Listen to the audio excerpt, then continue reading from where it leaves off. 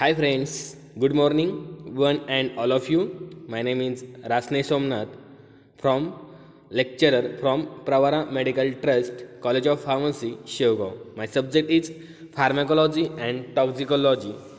So today explain that the drugs acting on autonomic nervous system, these unit are discussed about in various lecture that consisting the various points are that general consideration of that this autonomic nervous system consisting various parts with the sympathetic and parasympathetic, and the overall general consideration are the previous lecture shown that in first lecture. Second lecture in that of this autonomic nervous system consisting about the cholinergic drugs, or it is also known as parasympathomimetics drugs, and this drug consisting about the acetylcholine drugs. Then cholinergic blocking agent or cholinergic blocking drugs like the example of atropine. Then sympathomimetics drug like that called as adrenergic drugs, and sympathetic blocking drugs called as the non-adrenergic or non-catecholaminic drugs. But today explain that the drugs acting on autonomic ganglia. This lecture about describe or explaining that the drugs acting on ganglia. The previous lecture shows the diagram consisting about the preganglionic nerves, then ganglia, and then postganglionic nerves, and then effector organ. So these ganglia that having ganglia present in the preganglionic and postganglionic nerves, that's these ganglia act on the drugs, and the drugs effect on the acting on autonomic ganglia is that the stimulant effect or one as the ganglionic blocking agents. The introductory part of these ganglionic blocking agent, autonomic ganglionic drugs.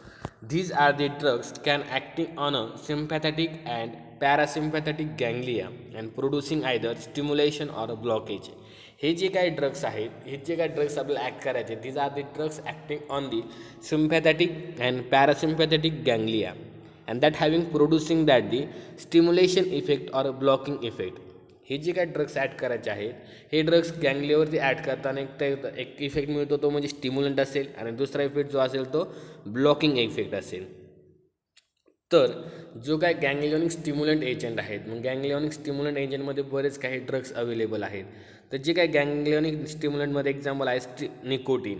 गँगलिओनिक स्टिम्युलंटमध्ये example आहे nicotine.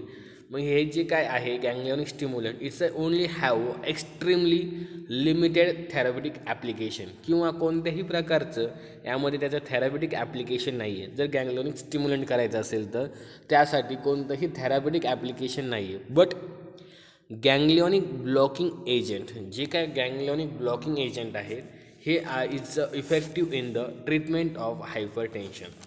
त्यामुळं ganglionic blocking agent it's a most usable for the treatment of the hypertension. So one by one discuss here that this point of this autonomic ganglia. So first is that ganglionic stimulant drugs. तर पहिल्यांदा आपण यामध्ये दोन point पडलेत drugs acting on ॲटोनॉमिक गँगलियामध्ये. म्हणजे पहिलाच point आहे ganglionic stimulant drug आणि सेकंड आहे गँगलिओनिक ब्लॉकिंग ड्रग्स. तर आता आपण बघूया गँगलिओनिक stimulant drugs. These are the drugs of these ganglionic stimulant agent have no therapeutic use. मग यामध्ये कोणते ड्रग येतात तर निकोटीन असेल, लोबेलिन असेल, हे जी काही एजंट आहेत यांचा कोणत्याही प्रकारचा थेरॅप्युटिक यूज होत नाही जर गँगलिओनिक स्टिम्युलंट केला तर. पण त्याच्या वेगवेगळ्या ॲक्शन्स भरपूर आहेत. It's only they find use as a experimental tools. पण याचा यूज फक्त एक्सपेरिमेंटसाठी आपण केला जातो. गँगलिओनिक स्टिम्युलंट जे काही ड्रग्स आहेत, these are the drugs which having a no therapeutic uses of the body, but it's usually for the experimental use, experimental tools. The classification बघू आपण next slide. Classification of ganglionic stimulant drugs. त्यामध्ये हे दोन class केले आहेत. त्यामध्ये first class आहे natural alkaloids, म्हणजे नॅचरली जे काही आपल्याला मिळत आहेत, जे काही अल्कॅलॉइड्स आहेत त्यामुळे त्याला नाव दिले natural अल्कॅलॉइड्स. These natural alkaloids having that stimulant of the ganglion. So its name is that ganglionic stimulants drugs. For example nicotine असेल आणि सेकंड एक्झाम्पल लोबेलिन असेल. नंतर आहे synthetic compound class. Second class आहे synthetic compound for the preparation or for the synthesize in the laboratory, so its name is a synthetic compounds. For example, tetramethyl ammonium, this is also having a ganglionic stimulant agent. It's the same action on that nicotine. And second example is that dimethyl phenylpiperazinium, DMPP. These are also having a synthetic compound on the ganglionic stimulant drugs. All this is the classification of ganglionic stimulant drugs. One by one discuss here these drug nicotine. Firstly, nicotine it is an alkaloids and it is obtained from the leaves of tobacco plant. Nicotine हे एक आहेत alkaloids आहेत. Nicotine हे एक alkaloids आहे. It is obtaining from the leaves of tobacco plant. कुठून तयार होते, कुठून मिळते, तर पानांपासून. कोणत्या, तर टोबॅकोच्या प्लांटपासून. That's a scientific name is that nicotiana tabacum और टॅबॅकम. निकोटिना टॅबॅकम ह्या प्लांटपासून, त्याच्या लीव्जपासून आपल्याला निकोटीन मिळत असतं. Nicotine produces an initial stimulation of ganglion cells and followed by paralysis at large doses. हे जे काही निकोटीन आहे, जर निकोटीन आपण ॲडमिनिस्ट्रेशन केलं तर याचा इफेक्ट काय असेल, तर निकोटीन प्रोड्युसेस अँड इनिशियली स्टार्टिंगला ज्यावेळेस आपण ड्रग्ज घेतो ॲडमिनिस्ट्रेशन केलं आहे, तर त्यावेळेस इनिशियली तो आपल्याला गँग्लियॉन सेल जे आहे त्यांचं स्टिम्युलेशन होईल, stimulation of ganglion cells. But then followed by, त्यानंतर काय होईल, पॅरालायसिस ॲट लार्ज डोसेस. जर कंटिन्युअसली निकोटीनचं ड्रग आपण ॲडमिनिस्ट्रेशन केलं किंवा लार्ज डोस ऑफ निकोटीन जर दिला तर त्यावेळेस आपल्याला पॅरालायसिस होण्याचे चान्सेस आहेत. पॅरालायसिस म्हणजे काय, तर paralysis means complete or partially loss of muscle function. जे काय मसल्स आहेत बॉडीमध्ये वेगवेगळे प्रकारचे, ते पूर्णपणे त्यांचं फंक्शन लॉस होते, कम्प्लिटली किंवा partially loss of muscle functions. This is nicotine are the produce it at large doses. Second action काय आहे, ganglionic blockage is due to persistent depolarization. मग गँग्लियॉनिक ब्लॉकेज काय होतं आहे, तर त्यामध्ये persistent depolarization and competitive blockage. हे जे काय आहे गँग्लियॉनिक ब्लॉकेज काय होते, तर this is having a persistent depolarization होतं. मग डिपोलरायझेशन म्हणजे काय, तर डिपोलरायझेशन एक महत्त्वाची कंडिशन आहे. Depolarization is essential to the functions of many cells. काय होतं आहे डिपोलरायझेशन, तर depolarization is essential to the functions of many cells for the communications between cells and overall physiology of an organisms. त्यासाठी depolarization महत्त्वाचं आहे आणि त्यामुळे ganglionic blocking agent it's for important use or a therapeutic use.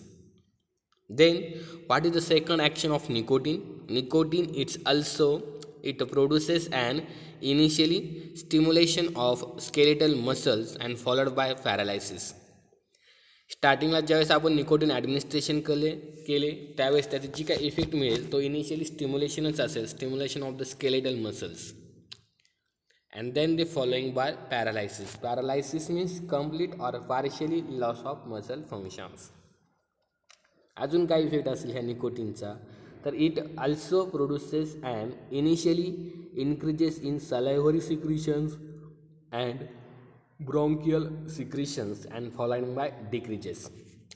ज्यावेळेस आपण nicotine administration करतो त्यावेळेस त्याच्यामध्ये एक ॲक्शन दिसते, म्हणजे स्टार्टिंगला इनिशियली तो सलायव्हरी जे आहेत आणि ब्रॉन्कियल सिक्रिशन यांचं increase the secretion of the salivary and bronchial and then followed by decreases the action. Then another slide is that having nicotine stimulate the release of adrenaline from adrenal medulla. हे जे काही nicotines आहेत, nicotine that having stimulates the release of adrenaline from adrenal medulla. Nicotine जर आपण administration केला तो adrenal medulla stimulate करून releasing of the adrenaline.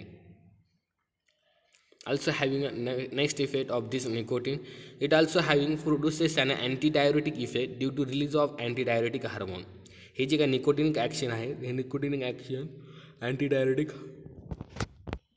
It also shows the antidiuretics effect due to release of antidiuretic hormones. मग antidiuretic म्हणजे काय तर antidiuretics meaning that these are the hormones and organisms to reduce the urination. यामध्ये युरिनेशनचं जे काय प्रमाण आहे ते रिड्यूस केलं जातं. That's known as the antidiuretic effect.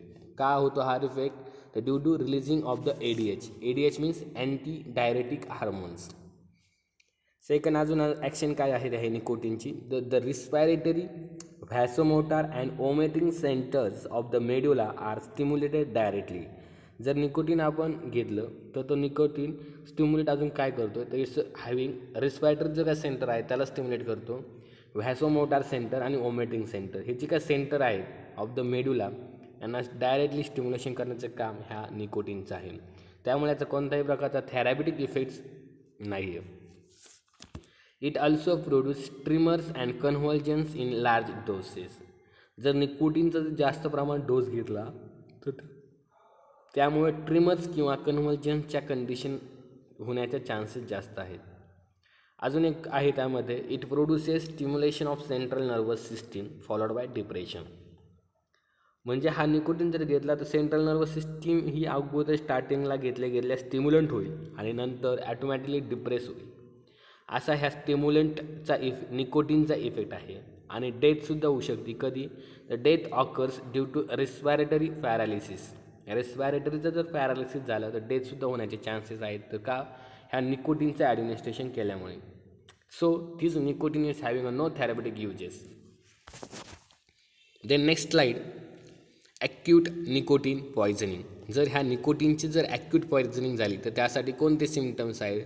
The symptoms are salivation, vomiting, diarrhoea and cold sweet.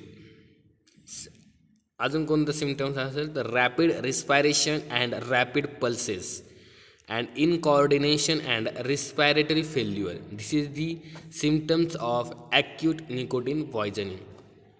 सलायव्हेशन असेल, ओमिटिंग असेल, diarrhoea and cold sweat, rapid respiration and rapid pulses and incoordination and respiratory failure. तर chronic nicotine poisoning जे आहे, chronic nicotine पॉयझनिंगचे symptoms काय असतील. जर chronic जर झाली पॉयझनिंग निकोटीनची जास्त प्रमाणात जर लार्ज डोस जर झाला निकोटीनचा तर काय होईल. The symptoms are gastrointestinal disturbances like indigestion, dyspepsia, nausea and gastric ulcer. तर मग डिस्पेसिया म्हणजे काय तर dyspepsia means it's upper abdominal discomfortness and burning sensation. हे जे काय आहेत GIT रिलेटेडचे सिम्पटम्स आहेत. इंडायजेशन म्हणजे अपचन, डिस्पेसिया म्हणजे feeling offness of starting to eat and so this called as the dyspepsia, nausea and gastric ulcer. This is the GIT related symptoms of this chronic nicotine poisoning. Second आहे circulatory disorder like palpitation. आता circulatory disorder like पाल्पिटेशनमध्ये काय होतं आहे तर palpitation means it's a sensations that the heart is rapidly racing, fluttering or skipping of the heartbeat. So this is called as the palpitation condition and these symptoms are shown by the chronic nicotine poisoning. अजून आहे त्यामध्ये cardiac arrhythmias and myocarditis. This is also having symptoms of chronic nicotine poisoning. Third number neurological disorder. तर neurological डिसऑर्डरमध्ये त्याचे symptoms काय दिसतील तर neurological disorder like neuritis. Neuritis means inflammation of the peripheral nerves or simple nerves and that having causes of the pain and loss of function. This is also having a neuritis. Symptoms are shown by chronic nicotine poisoning and also showing that amblyopia. Amblyopia means lazy eyes. Lazy eyes that's having decreases the eyesight due to abnormal visual development and these condition or these disease are in childhood because the brain and eyes these nerves having a improper coordination and that these symptoms of the chronic nicotine poisoning also. Amblyopia, it is also known as a lazy eye. And last, bronchial carcinoma which is a common in smokers. Bronchial carcinoma कधी होऊ शकतो, तर जे काय smokers आहेत निकोटीनचे त्यांच्यासाठी हा symptoms आहे bronchial carcinoma. This is having chronic nicotine poisoning. Next, lobelia drugs. Lobelia, it is also having a natural alkaloids and obtaining from the dried leaves of the herbs Lobelia inflanta. Lobelia सुद्धा एक natural अल्कॅलॉइड्स आहेत. It is also having often from the dry leaves of the herbs of Lobelia inflanta plants. It resembles nicotine in its pharmacological action. It is having a same action to that nicotine, same pharmacological action to that nicotines. It stimulates respiration by direct central actions and also by increasing the sensitivity of respiratory center to carbon dioxide. And in the lobelia in the form of tincture, it was once used as a bronchial antispasmodic. लोबेलिन जर आपण tincture फॉर्ममध्ये घेतलं तर also it is used as a bronchial antispasmodic. Antispasmodics means it is used to relieve the spasm of involuntary muscles. Antispasmodics म्हणजे काय? These are the used to relieve the spasm of involuntary muscles. This is having a lobelia or this is having a stimulant action of these ganglia. गँग्लियावरती stimulant जर actions आहे तर काय दिसते, कोणते actions आहेत ते आपण आत्तापर्यंत बघितलं. आता नेक्स्ट स्लाईड आपण बघणार आहोत. त्याच्यामध्येच एक अजून सिंथेटिक ड्रग राहिला स्टिम्युलंटमध्येच, tetramethyl ammonium and dimethyl phenyl piperazinium. कोणता ड्रग्स राहिला त्यामध्ये? Synthetic compound tetramethyl ammonium and dimethyl phenyl piperazine. हे जे काय आहेत दोन्ही drugs, these are the synthetic drugs of this quaternary ammonium compound that consisting about the 4 nitrogen compounds, NH3 groups. These are 4 times present and so this is called as the synthetic quaternary ammonium compounds. These ganglionic action are similar to nicotine. nicotine सारखी त्यांची pharmacological action same आहे, but ganglionic stimulation is not followed by paralysis. पण हे ganglionic stimulant करतात पण it's not following bye पॅरालायसिस. या ड्रग्समुळे पॅरालायसिस होण्याचे chances कमी किंवा पॅरालायसिस होतच नाही. And they are not satisfactorily absorb from GIT tract. हे जे काय दोन्ही ड्रग्स आहेत, टेट्रामिथिल अमोनियम असेल किंवा डायमिथिल फिनिल पायप्रॅझिनियम ड्रग्स असतील, हे these are the drug it's not absorb from the gastro intestinal tract. This is all about the stimulant action on the ganglia. And the next slide is shown that the ganglionic blocking agent. Ganglionic blocking एजंटची काय action आहे ते आता आपल्याला बघायचं आहे. These are the drugs which block the transmission in sympathetic and parasympathetic ganglia. जी काही ट्रान्समिशन्स आहेत त्यांना फक्त ब्लॉक करायचे, सिम्पॅथेटिकचे असतील किंवा पॅरासिम्पॅथेटिक गँग्लियाचे असतील. हे जे काही ड्रग्स आहेत गँग्लियोनिक ब्लॉकिंग एजंटचे जे काही ड्रग्स आहेत, these are the drugs do not affect the conduction of impulses in the pre ganglionic or post ganglionic nerve. हे दोन्ही ड्रग्स गँग्लियोनिक ब्लॉकिंग एजंटचे जे काही ड्रग्स आहेत, it's not affect on the conduction of impulses in the pre ganglionic and post ganglionic nerves, both sympathetic and parasympathetic. But it's also they do not prevent the release of acetylcholine on a pre ganglionic nerve stimulation. हे जे काही ganglionic blocking drugs आहेत हे do not prevent the release of acetylcholine on a pre ganglionic nerve stimulation. मग यांचं action कशी होती नेमकी, तर but they produce the ganglionic blocking agent by occupying the receptor site on the ganglion cells. Ganglion सेल्सवरती competitive receptors म्हणून काम करतात आणि त्या occupying the receptor site on the that ganglion cell and shows the ganglion blocking agent action shows.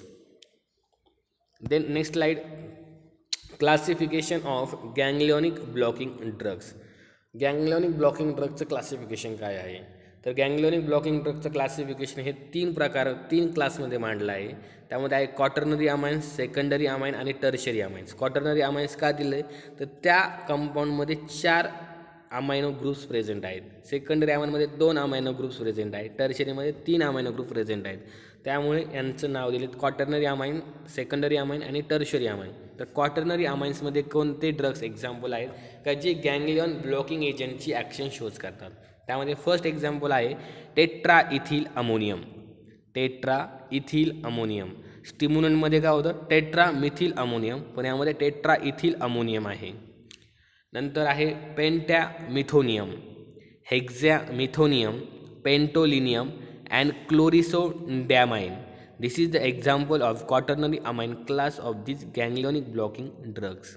Secondary अमाइनमध्ये आहेत mecamylamine आणि tertiary अमाइन्समध्ये आहेत ट्रायमिथॅफोन अँड पेम्पिडिन.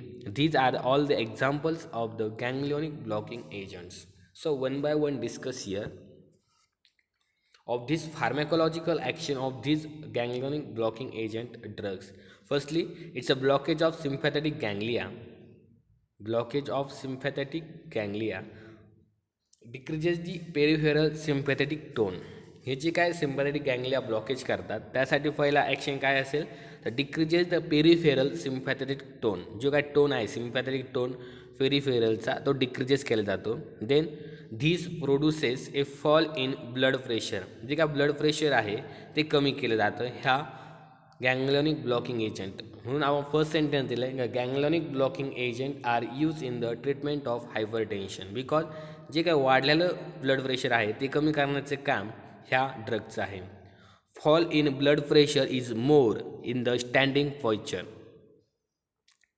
ब्लड प्रेशर कमी जास्तीत जास्त होईल in the standing posture. It is also known as the postural hypotension. Also there is a pooling of blood in veins. Pooling of blood in veins and this decreases the venous returns and which in turn decreases the cardiac output. Decreases the venous return केला तर automatically decreases the cardiac output होईल. This is the pharmacological actions of blockage of sympathetic ganglia. Then blockage of parasympathetic ganglia. Parasympathetic ganglia वरती कोणते effect दिसतील तर produces the mydriasis, cycloplegia, decreases in gastric secretion and intestinal motility. There is also interference in the emptying of bladder and they also decreases the sweat secretion. This is the blockage of parasympathetic ganglia. Means produces that the mydriasis. Cycloplegia means paralysis of ciliary muscles of the eye, that is called as the cycloplegia. Decreases the gastric secretion, hydrochloric ॲसिडचं secretion कमी करणं. इंटेस्टायनल motility. आता motility म्हणजे काय तर motility म्हणजे it is the ability of an organisms to move independently using metabolic energy. म्हणजे movement तर करायची आहे कोणत्या तरी एका ऑर्गॅनिझमची ability to move but independently but by using the metabolic energy. There is also interference in the emptying of bladder. Bladder emptyingच्या वेळेस interference येते त्यासाठी हे ड्रग यूज केले जातात. आणि it is also using the decreases the sweat secretion. घामाचं जे काय आहे ते कमी करण्यासाठी त्यांचं सिक्रेशन कमी करण्यासाठी ह्या ड्रगचा पण यूज केला जातो. Then absorption fat and excretion of this ganglionic blocking agent drugs. यांचं ॲब्सॉर्प्शन कसं आहे, यांचं मेटाबॉलिझम कसं आहे, यांचं एक्सक्रिशन कसं आहे ते आता आपण बघणार आहोत. The quaternary amine ganglion blockers are not absorb from GIT tract. जे काय क्वाटर्नरी अमाइन्स आहेत ज्यामध्ये 4 अमायनो ग्रुप्स प्रेझेंट आहेत असे जे काय ड्रग्स आहेत it is not absorb from the GIT track. But the secondary amine and tertiary amines are well absorb orally. आणि पण सेकंडरी एक्झाम्पल आहे मेकामायलॅमाइन आणि टर्शरीचं आहे ट्रायमिथॅफोन अँड पेम्पिडिन. हे तीनही drugs it's well absorb from orally in GIT routes. The distribution of quaternary amine is limited. जे काय quaternary amine आहे त्यांचं distribution is limited and they do not cross the blood brain barrier.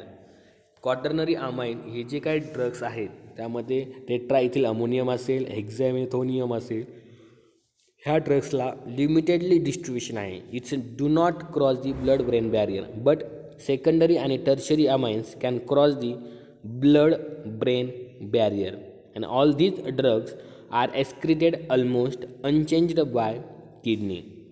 हे सर्व ड्रगचं excretion जे आहे kidney through होतं by using urine. Then next slide is showing that adverse reaction of ganglionic blocking agent. First आहे postural hypotension होऊ शकतं and sign cough due to the sympathetic blockage. Sympathetic ब्लॉकेजमुळं पॉस्चुरल हायपोटेन्शन होण्याचे chances आहेत. Second आहे mydriasis, cycloplegia, dry mouth, constipation, urinary retention etcetera due to that parasympathetic blockage. ह्या parasympathetic ब्लॉकेजच्या adverse reaction आहेत mydriasis, cycloplegia, and central effect like depressions, mental confusions, and mania produced by secondary and tertiary amines. So, what is the meaning of mania? Mania means it's a psychological condition and that causes a person to experience unreasonable euphoria, very intense mood, or hyperactivity of this patient, showing that this is the adverse reaction of ganglionic blocking agent. म्हणजे डिप्रेशनसुद्धा दाखवतं, mental confusion होतं आहे, मॅनिया म्हणजे hyper activity तो patient दाखवतो किंवा 100 times euphoria तो एक्साइटमेंटची condition showing करतो आहे. हे सर्व कोण करतं आहे तर produce by secondary and tertiary amine drugs. Okay, this is the adverse reaction of ganglionic blocking agent. And last point is that therapeutic uses of the ganglionic blocking agent. The ganglionic blocking drugs are rarely used as a anti-hypertensive agent. हे जे काय ganglionic blocking drugs आहेत it's rarely used as a anti-hypertensive agent.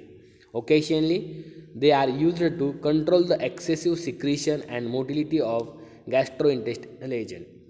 Occasionally कधी कधी it is also use to control the excessive secretion. जर एखादं secretion कमी करायचं असेल म्हणजे तर कोणतं असेल, ब्रॉन्कियल असेल किंवा सलायवरी असेल, त्यासाठी त्यांना कंट्रोल करण्यासाठी पण हे ड्रग्स यूज केले जातात. And motility of gastro intestinal एजंटसाठीही ganglionic blocking agent drugs use केले जातात. This is all about the drugs acting on a autonomic ganglionic agent. Are you sure up to here? So next point uploaded in next lecture. So thank you so much.